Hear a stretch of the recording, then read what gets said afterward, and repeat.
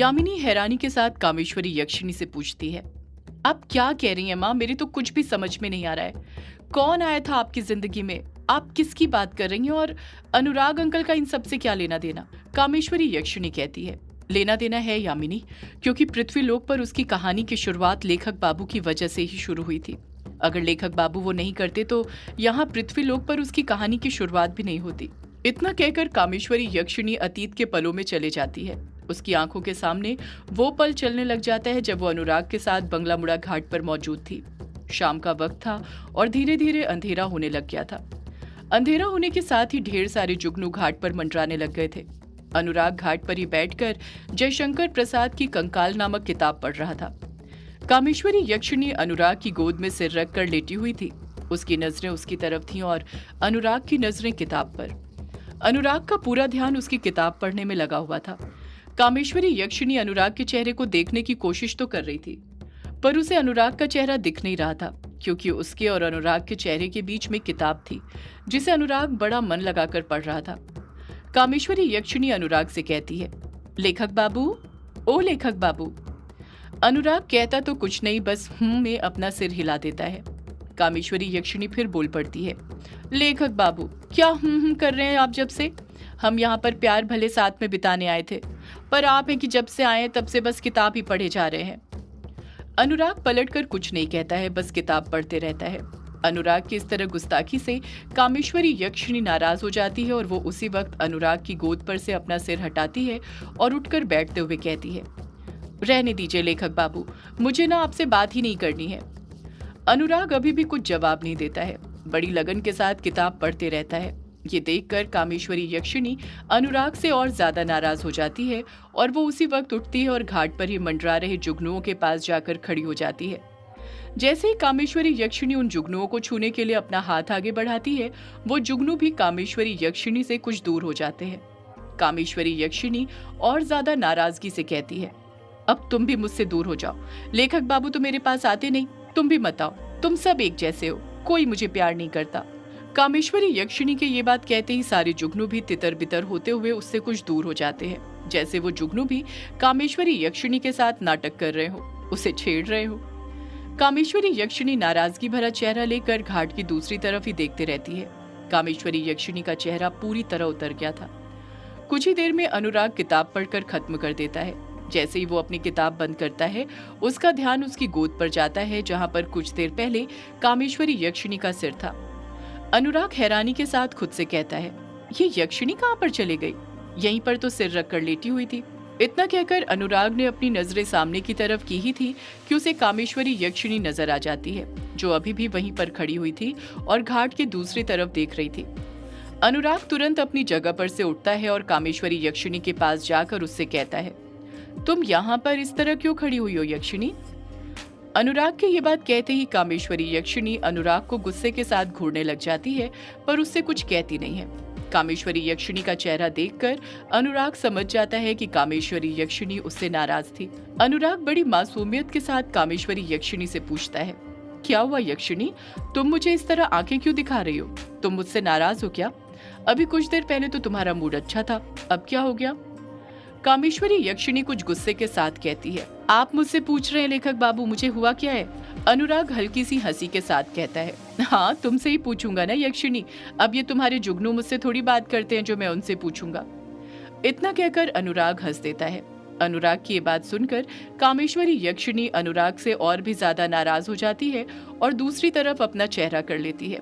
अनुराग कामेश्वरी यक्षिणी को मनाते हुए कहता है, क्या हुआ मेरी यक्षिणी को? वो क्यों मुझसे नाराज है? कामेश्वरी यक्षिणी चुप ही रहती है। उसकी ये चुप्पी इस बात की तरफ साफ इशारा कर रही थी कि वो अनुराग से अभी भी नाराज थी। अनुराग उसी वक्त कामेश्वरी यक्षिणी को पीछे से पकड़ते हुए अपनी बाहों में भरते हुए बड़े प्यार से कहता है, इस तरह नाराज नहीं होते मेरी प्यारी यक्षिणी। अगर तुम भी मुझसे नाराज हो जाओगी तो फिर मैं किसके पास जाऊंगा? कामेश्वरी यक्षिणी हल्की सी नाराजगी के साथ ही कहती है, वो आपकी किताबें हैं ना, उनके पास जाइए ना आप। कामेश्वरी यक्षिणी का ये जवाब सुनकर अनुराग समझ जाता है कि कामेश्वरी यक्षिणी उससे क्यों नाराज थी। अनुराग अगले ही पल उसे मनाते हुए कहता है, मेरी प्यारी यक्षिणी, किताबें तो बस मेरा दिल है, पर उस दिल की धड़कन तो तुम ही हो। कामेश्वरी यक्षिणी कहती है, रहने दीजिए लेखक बाबू, आप ना ये प्यार भरी बातें किसी और के सामने करना। माना आप अच्छे लेखक हैं, पर मैं आपकी ये प्यार भरी बातों में नहीं आने वाली। जब आपके सामने आपकी किताबें होती हैं तो आप मेरी तरफ देखते तक नहीं हैं, बस अपनी किताबों में घुसे रहते हैं। आपको पता है ना हम यहाँ पर क्यों आए थे? अनुराग कुछ कहने ही वाला था कि उससे पहले ही कामेश्वरी यक्षिणी खुद ही बोल पड़ती है। हम यहाँ पर आए थे प्यार भरे पल बिताने के लिए, पर आपको अपनी किताबों से तो फुर्सत मिले तब आप मेरे साथ प्यार भरे पल बिताएंगे ना। अनुराग अपने दोनों हाथों से कामेश्वरी यक्षिणी के गालों को पकड़ते हुए उसे मनाने के साथ कहता है, रोज रात को तो प्यार करता हूँ यक्षिणी मैं तुम्हें, तुम्हारी कहानी सुनते वक्त। कामेश्वरी यक्षिणी नाराजगी के साथ ही तुरंत पलट कर कहती है, कहाँ प्यार करते हैं लेखक बाबू? जब मैं आपको अपनी कहानी सुनाती हूँ तो मेरी कहानी सुनते वक्त भी तो आप पूरी तरह मेरी कहानी में ही डूब जाया करते हैं, मेरी तरफ देखते ही नहीं है। कभी कभी तो मुझे लगता है आप बस कहानी के लिए मेरे साथ हैं, मुझसे प्यार करते ही नहीं है। अनुराग तुरंत कामेश्वरी यक्षिणी के मुंह पर उंगली रखते हुए कहता है, नहीं मेरी यक्षिणी, ऐसा मत बोलो, मैं तुमसे बहुत प्यार करता हूँ। तुम ये बात कैसे भूल सकती हो कि मैं तुम्हारी तो कहानी लिख रहा हूँ ना, और ये किताबें भी मैं तुम्हारे लिए ही पढ़ रहा हूँ। अनुराग की ये बात कामेश्वरी यक्षिणी को बिल्कुल भी पसंद नहीं आती है और वो तुरंत ही हैरानी के साथ अनुराग से पूछती है, आप ये किताबें मेरे लिए पढ़ रहे हैं? पर क्यों लेखक बाबू? मैं समझी नहीं आपके कहने का मतलब। अनुराग कामेश्वरी यक्षिणी को सब कुछ समझाते हुए कहता है, मेरी प्यारी यक्षिणी, कुछ भी लिखने के लिए पढ़ना बहुत जरूरी होता है। एक लेखक जितना ज्यादा पढ़ सकता है उतना ज्यादा अच्छा लिख सकता है। तभी मैं ये किताब पढ़ रहा था ताकि तुम्हारी कहानी के जितने किरदार हैं उनके हर एक किरदार के बारे में अच्छे से लिख सकूं, उनकी पूरी दास्तां को अच्छे से समझ सकूं। कामेश्वरी यक्षिणी चुप ही रहती है, पलटकर कुछ नहीं कहती है। अनुराग अपने घुटनों के बल बैठता है और अपने दोनों हाथों से कान पकड़ते हुए कहता है, वो सारे गुनाह जो जाने अनजाने में मैंने आपके सामने किए, मेरी मोहतरमा, मुझे उन सारे गुनाहों की माफी दे दीजिए मोहतरमा। आपका ये प्रेमी आपसे माफी मांगता है मोहतरमा। अनुराग की यह अदा देखकर कामेश्वरी यक्षिणी को हंसी आ जाती है। कामेश्वरी यक्षिणी कुछ शर्माते हुए कहती है, ये आप क्या कर रहे हैं लेखक बाबू? अनुराग कहता है, दिख नहीं रहा माफी मांग रहा हूँ अपनी प्रेमिका से, अपनी जान से। कामेश्वरी यक्षिणी अनुराग के कंधों पर अपने हाथ रखकर उसे उठाते हुए कहती है, उठिए लेखक बाबू, मैं तो बस मजाक कर रही थी। मुझे पता है आप मुझसे बहुत प्यार करते हैं, आप भी ना पता नहीं क्या क्या करते हैं। अनुराग उठकर खड़ा हो जाता है। अनुराग देखता है कि अंधेरा घना हो चुका था। अनुराग तुरंत कामेश्वरी यक्षिणी से बोल पड़ता है, देखो यक्षिणी, रात हो गई है। कामेश्वरी यक्षिणी कहती है, हाँ तो लेखक बाबू? अनुराग कहता है, तो फिर आज अपनी कहानी के किस किरदार के बारे में मुझे बताओगी तुम यक्षिणी? पिछली बार तो तुमने मुझे उस यक्ष के बारे में बताया था। अनुराग कुछ याद करने की कोशिश करते हुए कहता है, क्या नाम बताया था तुमने उसका? हाँ याद आया, रज्जन। उसका किरदार भी काफी अच्छा था, पर समझ नहीं आया कि जब इंद्रदेव के पास वो गया तब क्या हुआ। तुम कह रही थी तुम्हें स्वर्ग से आती हुई सीढ़ियों के उजागर होने का आभास हुआ था, पर वो रज्जन पृथ्वीलोक पर आया था या नहीं? रज्जन का नाम सुनते ही कामेश्वरी यक्षिणी कुछ घबरा जाती है। वो अनुराग से कुछ बोल ही नहीं पाती है। अनुराग भावनाओं में बहते हुए फ्लो में बोल पड़ता है, उस यक्ष के बारे में जानने के लिए मैं तो उस जगह पर। अनुराग इसके आगे कुछ कहता उससे पहले ही वो खुद चुप हो जाता है। अनुराग मन में सोचने लग जाता है, ये तू क्या कर रहा है अनुराग? भूल मत उस रज्जन ने यक्षिणी के साथ क्या किया था। अगर तूने यक्षिणी को ये बात बता दी कि तू रज्जन को खोजते हुए लुमसोहपेट बिनेंग की पहाड़ी के पास चला गया, तो वो तुझसे और नाराज हो जाएगी। वैसे भी अभी अभी तो इतनी मुश्किल से तूने यक्षिणी को मनाया है, इसलिए तेरी भलाई इसी में होगी कि तू यक्षिणी से इस बारे में कुछ बात ही ना करे। कामेश्वरी यक्षिणी अनुराग से कुछ कहने के लिए अपना मुंह खोलने ही वाली थी कि उससे पहले ही अनुराग खुद ही बोल पड़ता है, यक्षिणी, मैं क्या सोच रहा था कि आज कहानी रहने देते हैं, कुछ और करते हैं। कामेश्वरी यक्षिणी पूछती है, कुछ और करते हैं मतलब लेखक बाबू? अनुराग कामेश्वरी यक्षिणी को एकटक देखते हुए कहता है, मतलब वही यक्षिणी जो हमने काफी दिन से नहीं किया। हम यहाँ घाट पर प्यार भरे पल बिताने आए थे ना। मैं क्या सोच रहा था कि अगर वो पल घाट पर नहीं बिता पाए तो क्या हुआ, हम वो पल ग्रेवयार्ड कोठी में बिता लेते हैं। कामेश्वरी यक्षिणी अनुराग की आंखों में देखते हुए बड़े प्यार से कहती है, क्या बात है लेखक बाबू, आज आप काफी बदले बदले लग रहे हैं। आज तो आपको अपनी कहानियों से ज्यादा प्यार मुझ पर आ रहा है।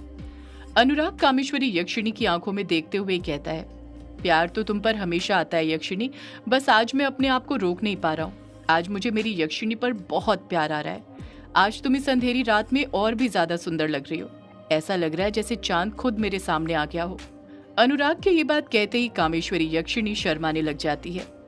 अनुराग फिर बोल पड़ता है, कुछ देर यहीं पर रुको यक्षिणी, मैं तुम्हारे लिए कोई बेहतरीन सा सरप्राइज प्लान करता हूँ। कामेश्वरी यक्षिणी हैरानी के साथ पूछती है। ये सरप्राइज क्या होता है लेखक बाबू? अनुराग मुस्कुराते हुए कहता है, तुम कुछ देर इंतजार करो यक्षिणी, फिर तुम्हें खुद ही पता चल जाएगा कि सरप्राइज क्या होता है। वैसे भी सरप्राइज बताए नहीं जाते हैं। इतना कहकर अनुराग वहां से जाने लग जाता है। कामेश्वरी यक्षिणी वहीं पर रुकी रहती है। अनुराग के जाते ही कामेश्वरी यक्षिणी मन में सोचने लग जाती है, ये लेखक बाबू को भी पता नहीं क्या हो गया है, पता नहीं क्या करने गए हैं वो ग्रेवयार्ड कोठी, मुझे यहाँ पर अकेला छोड़कर। कामेश्वरी यक्षिणी ने अभी खुद से इतना कहा ही था कि तभी उसे एक फुसफुसाहट की आवाज सुनाई देती है। कामेश्वरी यक्षिणी खुद से बड़बड़ाते हुए कहती है, ये कैसी आवाज है? इतना कहकर कामेश्वरी यक्षिणी अपने आसपास देख ही रही थी कि उसकी नजर सामने पड़ती है। सामने ही काला झाड़ी जंगल की झाड़ियां थी जिसमें हलचल हो रही थी। कामेश्वरी यक्षिणी उस तरफ देखते हुए भारी आवाज में कहती है, कौन है? कौन है वहां पर? कामेश्वरी यक्षिणी के इतना कहते ही झाड़ियों की हलचल बढ़ने लग जाती है। ऐसा लगने लग जाता है जैसे झाड़ियों के अंदर से कोई बाहर निकल रहा हो। कामेश्वरी यक्षिणी भी उस तरफ अपनी नजरें गड़ा लेती है। देखते ही देखते झाड़ियों के अंदर से एक शख्स बाहर निकलता है। एक ऐसा शख्स जिसको देखकर कामेश्वरी यक्षिणी के होश उड़ जाते हैं। उसे अपनी आंखों पर यकीन ही नहीं होता है। कुछ पल के लिए कामेश्वरी यक्षिणी मूर्ति बनकर खड़ी हो गई थी। वो शख्स झाड़ियों के अंदर से बाहर निकलता है और कामेश्वरी यक्षिणी की तरफ अपने कदम बढ़ाने लग जाता है। जैसे जैसे वो शख्स कामेश्वरी यक्षिणी के पास आते जा रहा था, कामेश्वरी यक्षिणी के दिल की धड़कन बढ़ते जा रही थी। वो शख्स कामेश्वरी यक्षिणी के ठीक सामने जाकर खड़ा हो जाता है और ऊपर से लेकर नीचे तक कामेश्वरी यक्षिणी के बदन को देखने लग जाता है। कामेश्वरी यक्षिणी उस शख्स को एकटक नजर से ही हैरानी के साथ देखती रहती है। कामेश्वरी यक्षिणी अपनी दोनों भवें ऊपर उठाते हुए हैरानी के साथ कहती है, तुम यहाँ? हाँ कामेश्वरी, मैंने तुमसे कहा था ना, मैं तुम्हारे लिए कुछ भी कर सकता हूँ। देखो, मैं सारी सीमाएं लांघ कर आखिर तुम्हारे पास आ ही गया, सिर्फ और सिर्फ तुम्हें पाने के लिए। कामेश्वरी यक्षिणी के सामने कोई और नहीं बल्कि रज्जन खड़ा हुआ था। कामेश्वरी यक्षिणी हैरानी के साथ रज्जन से पूछती है, रज्जन तुम यहाँ कैसे? रज्जन पलट कर कहता है, मुझे तो यहाँ पर आना ही था कामेश्वरी, मैं तुम्हारे बिना कैसे रह सकता हूँ? हम दोनों एक दूसरे के लिए तो बने हैं। कामेश्वरी यक्षिणी ना में अपना सिर हिलाते हुए कहती है, नहीं रज्जन, मैं तुम्हारे लिए नहीं बनी हूँ, मैं लेखक बाबू के लिए बनी हूँ। रज्जन पलट कर कहता है, तुम्हारा वही लेखक बाबू तो मुझे यहाँ तक तुम्हारे पास लेकर आया है कामेश्वरी, अगर वो नहीं होता तो मैं यहाँ तक कभी नहीं पहुँच पाता।